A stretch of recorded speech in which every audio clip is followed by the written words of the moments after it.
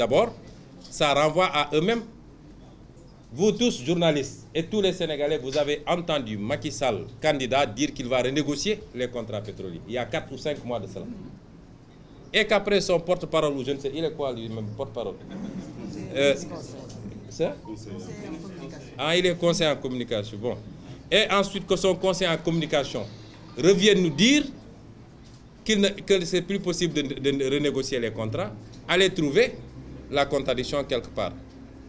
Nous, en tout cas, en ce qui nous concerne, et j'en ai pris l'engagement en tant que candidat devant le peuple sénégalais. J'en avais déjà pris l'engagement ici, dans l'ouvrage que j'ai produit. Et je l'ai dit dans le second ouvrage que j'ai sorti sur ma vision. C'est dans le programme Jotna. Nous avons dit, si les Sénégalais nous avaient fait confiance, nous allions renégocier tous les contrats léonais, et je vous dis qu'on a les leviers et les moyens de les renégocier. Tous les contrats allaient être renégociés. Et il y a des exemples, je ne dis même pas lointains, des exemples très récents. Mais en 2005, Evo Morales a renégocié tous les contrats en Bolivie. Et aujourd'hui, la Bolivie gagne 72% de ses ressources naturelles. Alors quand il arrivait, la Bolivie n'avait que 18%. C'est des questions de dignité et de fierté. C'est rien d'autre.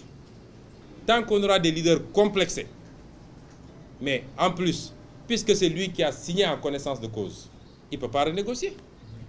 Qu'est-ce qu'il va renégocier? Il a signé en connaissance de cause.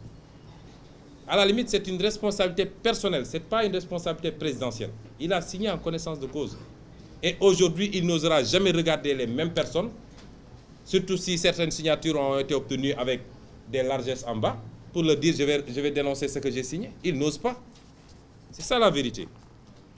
Alors, moi je félicite ceux qui s'étaient mobilisés la semaine dernière.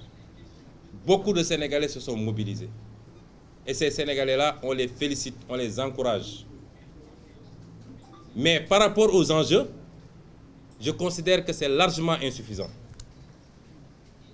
Ce n'est l'affaire de personne.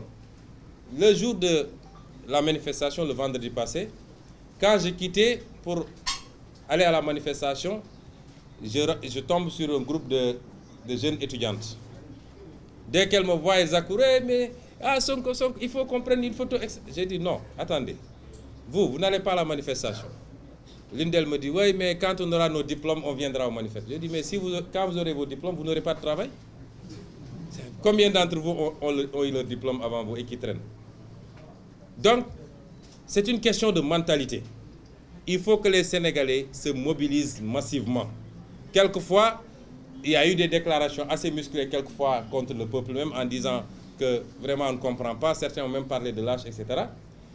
Mais il faut aujourd'hui qu'on comprenne que ce soit Simon ou Tchad ou Madame Diop ici présente, ou si ce combat aboutit, ils ne gagneront pas un centime de plus que n'importe lequel d'entre nous. Certains d'entre ceux qui étaient restés chez eux gagneraient même beaucoup plus que ceux qui étaient allés se battre. Et c'est pourquoi nous disons félicitations et bravo à ceux qui sont sortis et qui vont sortir encore. Mais c'est l'affaire de 15 millions de Sénégalais que tout le monde sorte.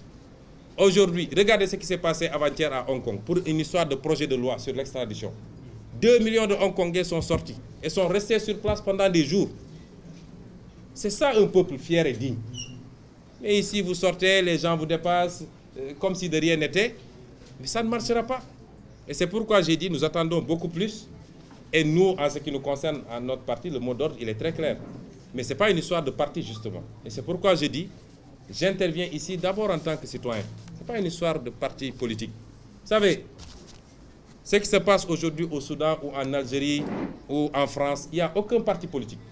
C'est des mouvements de citoyens spontanés. Moi, quand je vais à la manifestation, j'y vais en tant que citoyen. Si je veux organiser ma manifestation politique, je fais mon meeting et c'est mes militants qui viennent me rejoindre. Donc, ce n'est pas une histoire de politique. Enfin, vous savez,